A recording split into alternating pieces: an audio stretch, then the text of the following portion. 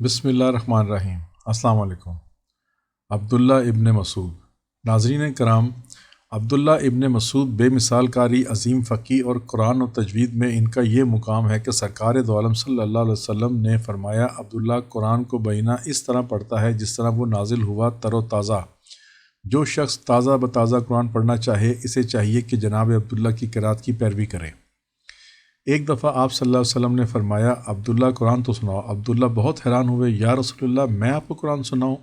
اور عرض کی، یا رسول اللہ یہ تو آپ پر نازل ہوا ہے۔ سرکار دو عالم صلی اللہ علیہ وسلم نے فرمایا، ہاں لیکن میں سننا چاہتا ہوں۔ حضرت عبداللہ نے سورہ نساء کی تلاوت شروع کی۔ اس آیت پر پہنچے، ترجمہ: وہ کیسا منظر ہوگا اے محبوب جب ہم ہر امت سے ایک گواہ لائیں گے اور تم کو ان لوگوں پر گواہ بنائیں گے۔ تو جان دو عالم صلی اللہ علیہ وسلم پر گریہ طاری ہو گیا۔ حضرت عبداللہ خاموش ہو گئے۔ اس وقت محفل میں اور صحابہ کرام بھی موجود تھے۔ سرکار دو عالم صلی اللہ علیہ وسلم نے فرمایا، عبداللہ اب حاضرین سے چند باتیں کرو، یعنی مختصر تقریر۔ حضرت عبداللہ حمد و ثنا اور صلاۃ و سلام کے بعد چند باتیں کی۔ گفتگو کے اختتام پر جب یہ جملہ کہا، میں آپ کے لیے وہی پسند کرتا ہوں جو اللہ اور اس کا رسول پسند کرے۔ سرکار دو عالم صلی اللہ علیہ وسلم نے حاضرین سے مخاطب ہو کر فرمایا، اور میں تمہارے لیے وہی کچھ پسند کرتا ہوں جو کہ ابن مسعود پسند کرے۔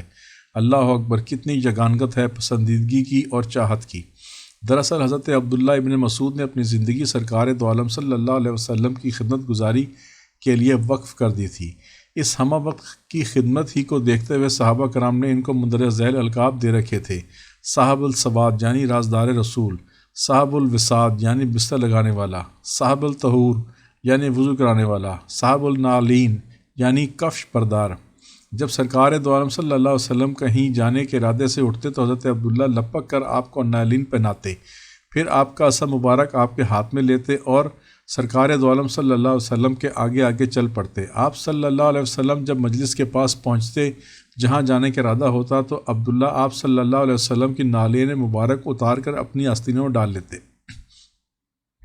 آپ کا عصا آپ کے دستے اقدس میں دے دیتے، پھر واپسی پر بھی یہی طرز عمل اختیار کرتے۔ سرکار دو عالم صلی اللہ علیہ وسلم کے حجرہ شریفہ میں ان کی آمد و رفت اتنی زیادہ تھی کہ ناواقف آدمی یہی سمجھتا کہ یہ گھر کے فرد ہیں۔ ابو موسیٰ بیان کرتے ہیں کہ جب میں اور میرے بھائی یمن سے آئے تو عرصے تک ہم عبداللہ کو رسول اللہ صلی اللہ علیہ وسلم کے گھرانے کا ایک فرد سمجھتے رہے، کیونکہ وہ اور ان کی والدہ کثرت سے رسول اللہ صلی اللہ علیہ وسلم کے گھر آتے جاتے تھے۔ ظاہر ہے کہ حاضر باش خادم کی نگاہ سے مخدوم کی کوئی چھوٹی بڑی ادا اجل نہیں رہ سکتی، اور حضرت عبداللہ رضی اللہ تعالیٰ عنہ نے تو آقا کی ادائیں دیکھنے پر ہی اکتفا نہیں کیا، بلکہ ایک ایک ادا کو یوں اپنایا کہ اپنے قول و عمل کے اعتبار سے آقا کی تصویر بن کر رہ گئے۔ حضرت حذیفہ فرماتے ہیں کہ ابن مسعود سیرت، عادت اور حیت میں رسول اللہ صلی اللہ علیہ وسلم سے سب سے زیادہ مشابہت رکھنے والوں میں سے تھے۔ فاروق اعظم نے ان کی علمیت کی داد ان الفاظ میں دی: علم سے بھرا ہوا ہے، علم سے بھرا ہوا ہے۔ باب مدینۃ الاسلام نے ان کی فقاہت پر یوں مہر تصدیق ثبت کی: دین میں فقیہ اور سنت میں نبویہ کے عالم۔ اسی بنا پر امام الائمہ امام ابو حنیفہ نے اپنی فقہ کی بنیاد حضرت عبداللہ بن مسعود کی روایت پر رکھی اور اکثر بیشتر مسائل میں انہی کی پیروی کی ہے۔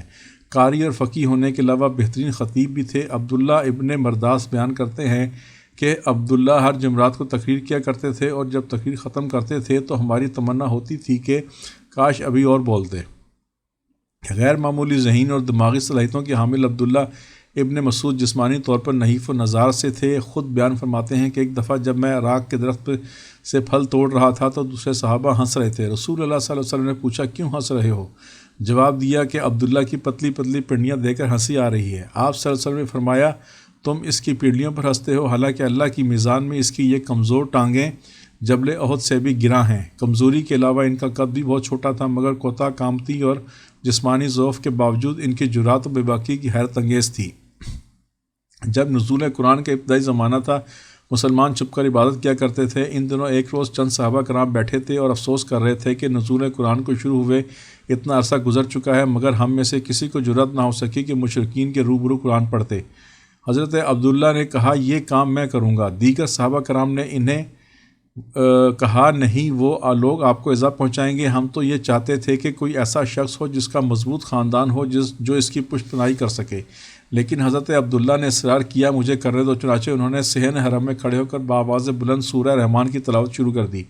مشرکین صحن حرم میں ادھر ادھر محفلیں سجائے بیٹھے تھے۔ جب عبداللہ کی آواز ان کے کانوں میں پڑی تو بہت متعجب ہوئے، کہنے لگے یہ کیا کر رہا ہے ابن مسعود؟ کسی نے کہا شاید محمد صلی اللہ علیہ وسلم پر نازل ہونے والا کلام پڑھ رہا ہے۔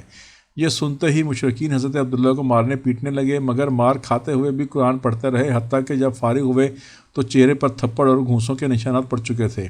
واپس گئے تو ساتھیوں نے کہا ہم اسی بات سے ڈرتے تھے۔ حضرت عبداللہ نے جواب دیا مجھے تو ذرا بھی ان لوگوں سے خوف محسوس نہیں ہوا، اگر کہو تو میں کل پھر اسی طرح ان کو قرآن سناؤں گا۔